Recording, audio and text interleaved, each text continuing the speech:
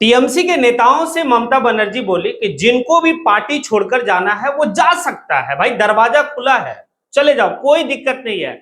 मैं फिर से जो है मेहनत करूंगी और पार्टी को खड़ा करूंगी, और वक्त अगर आएगा और सिचुएशन वैसा रहेगा कि भाई अपने आने के ऑफिस को रंगाई पुताई करना है तो वो भी मैं करूंगी, लेकिन पार्टी को फिर से मैं खड़ा करूंगी। लेकिन जिसे डर लग रहा है कि भाई बीजेपी की सरकार आ गई है, आपका जो है कि पार्टी से बगावती तेवर आ रही है, तो भाई आप स्वेच्छा से जा सकते हैं, आपको कोई नहीं रोक रहा।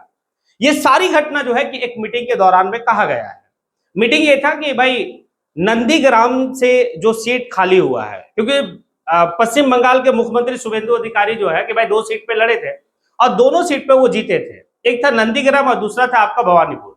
तो वो भवानीपुर सीट को रखे, नंदीग्राम सीट को जो है कि भाई वहां से वो इस्तीफा दे दिया, यानी कि छोड़ दिए।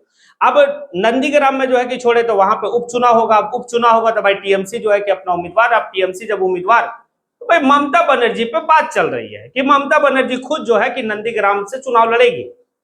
अब ममता बनर्जी नंदीग्राम से चुनाव लड़ेगी, अब जीत और हार का फैसला होगा कि भाई टीएमसी कहां तक जाएगा।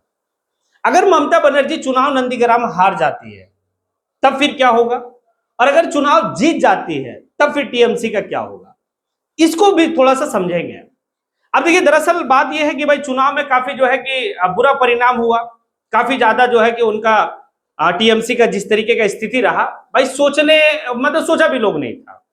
और प्रचंड बहुमत के साथ जो है बीजेपी चुनाव जीतती है, भाई शुभेंदु अधिकारी मुख्यमंत्री बनते हैं। तो वो 2 सीट पे जो लड़े थे तो वो 1 सीट को उनको छोड़ना पड़ा, तो भाई वो नंदीग्राम को छोड़ दिया, क्योंकि नंदीग्राम में वो महज जो है 9,000 प्लस वोट से जीते थे, और आपका जो है कि जो भवानीपुर है वहां से वो 15,000 प्लस वोट से जीते थे। तो भवानीपुर को अपने पास रखे, उसमें जो है कि वो रहे, नंदीग्राम को छोड़ दिया। अब नंदीग्राम को छोड़ दिए तो पूरा जो है कि टीएमसी का कुनबा इस बात को कह रहा कि ममता बनर्जी को ही जो है कि चुनाव लड़ाया जाए, वहां से जो है कि दीदी चुनाव लड़ेगी। दीदी भी जो है कि भाई इसका रूपरेखा तैयार कर रही है। अब इसी दौरान में वो जो है कि पार्टी की मीटिंग ले रही थी, और उसी वक्त में वो जो है इस बात को कहती है कि जिसको भी डर लग रहा है, जिसको भी पार्टी छोड़ना है, आप छोड़ के जा सकते हैं, दरवाजा खुला है। पार्टी को फिर से खड़ा करना होगा, मैं खड़ा करूंगी, मेहनत करूंगी। आप देखिए, ये तो बात है, क्योंकि मतलब पश्चिम बंगाल का ये दस्तूर चलता आया है। जब लेफ्ट की सरकार चल रही थी, लेफ्ट की सरकार चली गई और टीएमसी की सरकार जो है कि पश्चिम बंगाल में आई, तो लेफ्ट के जितने भी नेता थे वो टीएमसी में चले आए।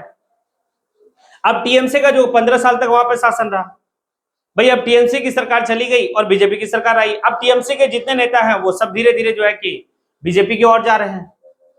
तो ये सारी बात को लेकर वो कहे। अब देखिए, नंदीग्राम से अगर ममता बनर्जी चुनाव लड़ती है और चुनाव अगर जीतती है तब तो ठीक है, और चुनाव अगर हार जाती है तो ये बड़ा जो है अच्छा संकेत टीएमसी के लिए नहीं रहेगा। मतलब वही हाल टीएमसी का होगा जो लेफ्ट का जो है कि पश्चिम बंगाल में हुआ।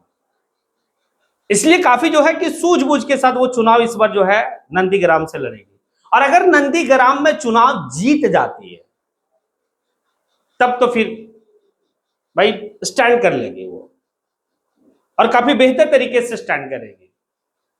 अगले 5 साल तक वो मेहनत जो है कि करेगी, और करने के बाद काफी बेहतर जो है आ सकता है जब फिर से विधानसभा का चुनाव होगा तब। और अगर चुनाव ममता बनर्जी हार जाती है तब लगभग विधायक जो है या लगभग जो नेता टीएमसी का है भाई, सब बीजेपी की ओर चले जाएंगे।